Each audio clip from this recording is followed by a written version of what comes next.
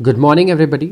मेरा नाम विशाल है और मैं स्वागत करता हूं आपका business standard newspaper analysis video में। आज हम एनालाइज करेंगे बिजनेस स्टैंडर्ड न्यूज़पेपर के अच्छे आर्टिकल्स, जिसमें सबसे पहले शुरुआत करते हैं हम रिलायंस से। रिलायंस लॉन्च कर रहा है एक नया ब्रांड, एक नया बिजनेस। अब ये इसके रिटेल बिजनेस का ही एक पार्ट होगा जिसका नाम है टेरा, और ये टेरा कंपीट करेगा नायका और टाटा क्लिक से। सो नायका के पास अब एक नया और एक बहुत ही बड़ा कंपेटिटर है ब्यूटी ब्रांड में। रिलायंस रिटेल ने वेंसडे को एंटर किया beauty space with launch of Tira. एक omni channel beauty retail platform होगा ये, मतलब कि आप एप्लीकेशन से बाय कर पाएंगे इसमें, और ये compete करेगा नायका, टाटा क्लिक, पैलेट और भी जो beauty personal care market place हैं जितने भी, उनसे। एप्लीकेशन के साथ ही इन्होंने अपना फ्लैगशिप टीरा स्टोर भी लॉन्च किया है जियो वर्ल्ड ड्राइव में, बांद्रा कुर्ला कॉम्प्लेक्स में, मुंबई में।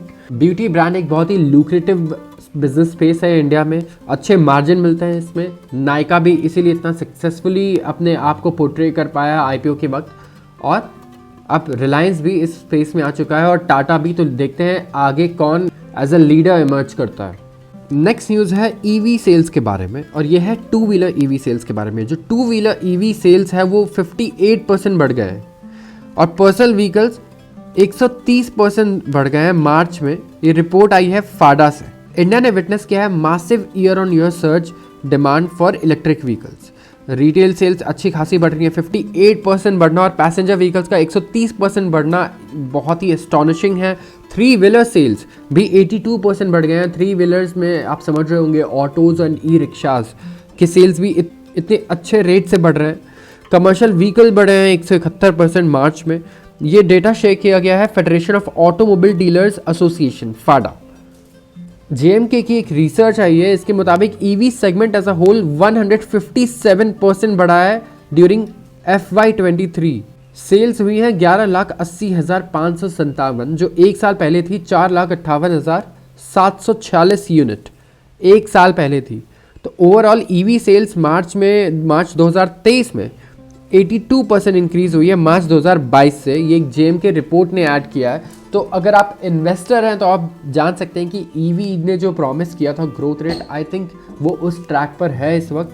अच्छा खासा ग्रोथ रेट रिकॉर्ड कर रही है ईवी, एंड चाहे वो टू व्हीलर सेगमेंट हो, कमर्शियल हो या पैसेंजर व्हीकल हो, कमर्शियल व्हीकल हो, कुछ भी, कोई भी सेगमेंट हो, हर जगह ये बहुत ही ज़्यादा एस्टॉनिशिंगली फास्ट मूव कर रहा है। लोगों ने इन्वेस्ट किया होगा 1 साल 2 साल पहले ईवीज़ को सोचकर, आज वो काफ़ी अच्छा फील कर रहे होंगे एंड काफ़ी प्रॉफिट में भी होंगे मुझे लगता है। और अभी भी मुझे लगता है देर नहीं है। अगर अच्छी ईवी कंपनीज इस वक्त हम ढूंढ पाते हैं तो ये इन्वेस्टमेंट का मुझे लगता है अच्छा टाइम होना चाहिए। बट आपको अच्छे से रिसर्च करना होगा कि अगर ये सेक्टर ग्रो कर रहा है तो कंपनीज कौन सी हैं जहां आपको इन्वेस्ट करना है, because that is the biggest question. So two wheeler से लेके 4 व्हीलर से लेके जो कंपोनेंट्स बनाती है ईवी के लिए, अलग अलग कंपनीज हैं जिनके बारे में आप रिसर्च कर सकते हैं। ना कह सकते हैं कि जो इलेक्ट्रिक व्हीकल का सेगमेंट होगा ये one of the fastest growing sector होगा अगले 20 साल तक। ये कहना मुझे लगता है कोई ज़्यादा बड़ी बात नहीं होगी, कॉमन सेंस की बात होगी। आते हैं अगले आर्टिकल पर, जो है सर्विसेज पीएमआई के बारे में। पीएमआई का मतलब होता है परचेजिंग मैनेजर इंडेक्स। इसके बारे में हमने 2 दिन पहले ही डिस्कस किया था, वो था मैन्युफैक्चरिंग पीएमआई के बारे में। ये है सर्विसेज पीएमआई के बारे में। सर्विसेज पीएमआई एक्चुअली स्लो हुआ है मार्च में। हमने 2 दिन पहले पढ़ा था कि मैन्युफैक्चरिंग पीएमआई एक्चुअली बढ़ा है, तो मैन्युफैक्चरिंग एक्टिविटी ज़्यादा हुई है इकोनॉमी में। सर्विसेज पीएमआई लेकिन डिक्रीज हुआ है, तो सर्विसेज वाली एक्टिविटी कम हुई है। अब ग्रोथ जो है इंडिया में वो डोमिनेंट है सर्विस सेक्टर से। सर्विस सेक्टर का सबसे बड़ा कंट्रीब्यूशन है, और ये फेल हुआ है टू 57.8 मार्च में, फ्रॉम 12 ईयर हाई ऑफ 59.4। अच्छा, ये बात भी नोटिस करना बहुत इंपॉर्टेंट है कि ये 12 साल के हाई पर था अभी 59.4, और पीएमआई मेजर करते हैं हम 50 को बेंचमार्क लेके। 50 के अगर ऊपर है तो वो 50 के ऊपर है तो वो एक्सपैंड कर रहा है, और 50 के नीचे है तो वो कॉन्ट्रैक्ट कर रहा है। ये 59.4 है विच इज़ इम्पेकेबल, और ये टॉप से थोड़ा नीचे आया तो हम कहेंगे कि ये कोई शायद बुरी खबर नहीं है ज़्यादा, क्योंकि ये था भी अपने 12 ईयर हाई पर, और मैन्युफैक्चरिंग भी इंक्रीज़ हुआ है। तो ऐसा कोई रीज़न नहीं मुझे लगता है कि सर्विसेज भी इंक्रीज़ ही हो जब वो ऑल टाइम हाई पे है तो ऑलरेडी। अगर credit rating agency S&P global ने दी है, स्टैंडर्ड्स एंड पुअर्स, बहुत ही फेमस है और क्रेडिबल भी है, और ये PMI का डेटा देती है हर कंट्री में।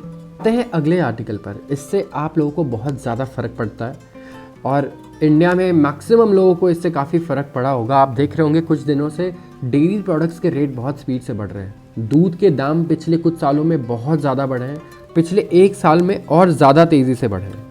तो इंडिया कंसिडर कर रहा है कि वो डेयरी प्रोडक्ट्स अब बाहर से इंपोर्ट करना शुरू करे, जो उसने कई सालों से नहीं किया। इंडिया कंसिडर कर रहा है कि वो इंपोर्ट करे मिल्क प्रोडक्ट्स जैसे कि बटर और घी। कंसिडरेबल गैप के बाद ऐसा होगा, मार्केट सोर्सेज ने कहा है। और मिल्क प्राइसेस इंडिया में बढ़ चुके हैं 12 से 15% लास्ट 15 महीने में। कंज्यूमर प्राइस इन्फ्लेशन जो है मिल्क का वो 3.81% से बढ़कर 9.65% हुआ है फरवरी में 2023। 1 साल में 3 गुना बढ़ गया हमारा कंज्यूमर प्राइस इन्फ्लेशन मिल्क के लिए। तो क्या रीज़न हो सकता है इसका, दूध इतने महंगे क्यों हो रहे हैं? सबसे पहले जानते हैं। सबसे पहला रीज़न बताया जा रहा है स्केर्स सीजन फॉर मिल्क। अब एक बड़ा रीज़न जो करंट क्राइसिस का है वो है high fodder rates, high feed rates. तो जो गाय और भैंस का जो चारा होता है उसके रेट्स बहुत ज़्यादा इंक्रीज़ हो गए। तो जो किसान थे उन्होंने कम फीड किया, और कम फीड करने की वजह से ये रीज़न बताया जा रहा है कि जो प्रोडक्शन हुआ मिल्क का वो भी कम हुआ। अब यहाँ पर बात हो रही है फ्लश सीज़न की। फ्लश सीज़न क्या होता है? ये यूजुअली अक्टूबर से नवंबर के बीच होता है नॉर्थ इंडिया में, और अबंडेंस मिल्क सप्लाई होती है और बिल्कुल लो प्राइजेस पे होती है इस सीज़न में। और इंडिया यूजुअली प्रोड्यूस करता है 550 million litre milk per day, जो 30% बढ़ जाता है फ्लश सीज़न में। तो फ्लश सीज़न ज़रूर याद रखिएगा। इस सीज़न में डेयरी कंपनीज जो हैं ये लिक्विड मिल्क को कन्वर्ट कर लेती हैं स्किम्ड मिल्क पाउडर में और बटर में, जो आप स्टोर से भी खरीद सकते हैं, मिल्क पाउडर्स एंड बटर्स, और इसे स्टोर करती है फिर पूरे साल बेचने के लिए। तो ये फ्लश सीज़न में सबसे ज़्यादा आता है और पूरे साल इसे फिर बेचा जाता है। तो इंडिया एनुअली प्रोड्यूस करता है 3 lakh tonne skimmed milk powder और 1 लाख टन बटर। जो ये ट्रेड और इंडस्ट्री प्लेयर्स है, ये इनका डेटा है। और 60 से 70% फ्लश सीज़न में ही आता है टोटल।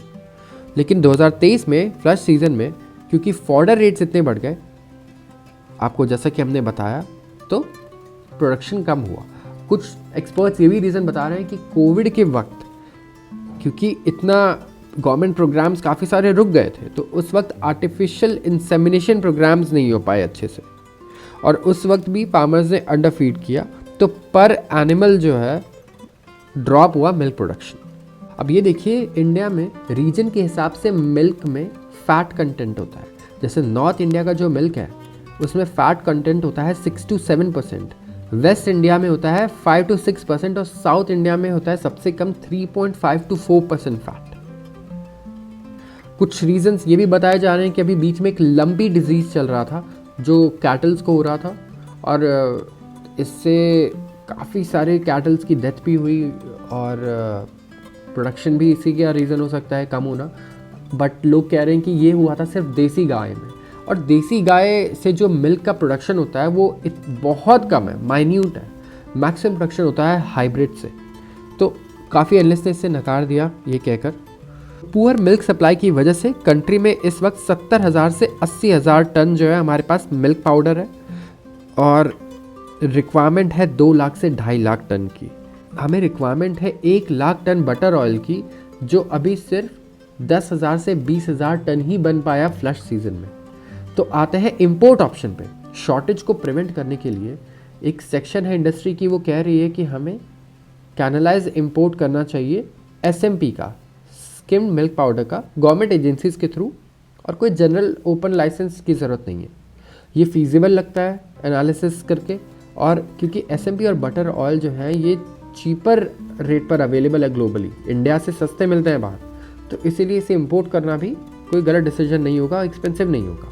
देखते हैं कि गवर्नमेंट यहाँ क्या डिसाइड करती है और क्या मिल्क प्रोडक्ट्स इंपोर्ट करती है जिससे इंडिया के लोगों को राहत मिलेगी। आते हैं अगले आर्टिकल पर जो है 6G टेक्नोलॉजी के बारे में। इंडिया एम कर रहा है कि वो 6G टेक्नोलॉजी में पीछे ना छूट जाए जिस तरीके से 5G और 4G में हुआ उसके साथ। तो इसके लिए गवर्नमेंट ने एक विजन डॉक्यूमेंट भी प्रिपेयर किया है जिसमें उन्होंने प्रपोज किया कि वो 10,000 करोड़ रुपए लगाने को तैयार है रिसर्च और डेवलपमेंट में नई टेक्नोलॉजी के लिए, जो कि सिर्फ 6G को डेडिकेटेड होगी। इस साल ही नवंबर में वर्ल्ड रेडियो कम्युनिकेशन कॉन्फ्रेंस हुआ जहाँ पे स्पेक्ट्रम के स्टैंडर्ड सेट हुए थे। आप स्पेक्ट्रम वर्ड बहुत सुनते होंगे, हम कभी से डिटेल में डिस्कस करेंगे अगर आप चाहते हैं तो। और ये होता है टेलीकॉम में। स्पेक्ट्रम लाइसेंस गवर्नमेंट ऑक्शन करती है और टेलीकॉम कंपनीज इन्हें बाय करती हैं। नवंबर में इस साल वर्ल्ड रेडियो कम्युनिकेशन कॉन्फ्रेंस होगा दुबई में, और 2 की एजेंडाज हैं इसमें। सबसे पहले वो ये कंसिडर करेंगे कि 5G टेक्नोलॉजी की जो नीड है या 5G प्लस की वो कितनी नीड है, क्या है भी, या वी हैव सफिशिएंट स्पीड अभी, और वो स्टेज सेट करेंगे 6G के लिए। तो एक क्रूशल मीटिंग होने वाली है ग्लोबल गवर्नमेंट रिप्रेजेंटेटिव्स के लिए। और इंडिया क्योंकि 5G टेक्नोलॉजी लीडरशिप नहीं ले पाया, 6G के लिए गवर्नमेंट बहुत ज़्यादा उत्सुक है, एक्साइटेड है और ड्रिवन है। देखते हैं गवर्नमेंट क्या कमिट करती है उन चीज़ों को जो उन्होंने प्रॉमिस किया है, और वो फंड्स जो उसने कहा है कि वो प्रोवाइड करेगी, क्या गवर्नमेंट वो फंड्स रियली प्रोवाइड करती है रिसर्च के लिए। अभी इंडिया में इस वक्त गुड न्यूज़ ये है कि 127 6G पैटेंट्स हमारे पास हैं ऑलरेडी। लेकिन अब बहुत सारे एक्सपर्ट्स का ये भी कहना है कि पैटेंट्स का मतलब ये नहीं कि आप वो अचीव कर चुके, उसे मोनेटाइज करना एक अगला स्टेप है जो बहुत इंपॉर्टेंट है। तो जो सक्सेस है गवर्नमेंट का 6G एजेंडा का, वो डिपेंड करेगा बहुत सारे फैक्टर्स पर, जैसे कि रिलायंस जियो और एयरटेल जो हैं वो 5G से पैसे कमाएंगी तो वो 6G में कितना डालने को तैयार है, और फिर वोडाफोन आइडिया और BSNL जैसी कंपनीज़ क्या इसमें पार्टिसिपेट करेंगी। वो अभी तक 4G नहीं कर पाई है ढंग से, अब देखेंगे स्पीड में। तो 6G पे आना, 5G तो अभी मुझे दूर लग रहा है उनके लिए। तो लेट्स सी क्या होता है इसमें, क्योंकि इन कंपनीज़ को मिलकर करना पड़ेगा, ये गवर्नमेंट डायरेक्टली हमें नहीं दे सकती, हमें ये कंपनीज़ ही प्रोवाइड करेंगी ये टेक्नोलॉजी। तो let's see what happens and let's see government क्या कर पाती है यहाँ पर।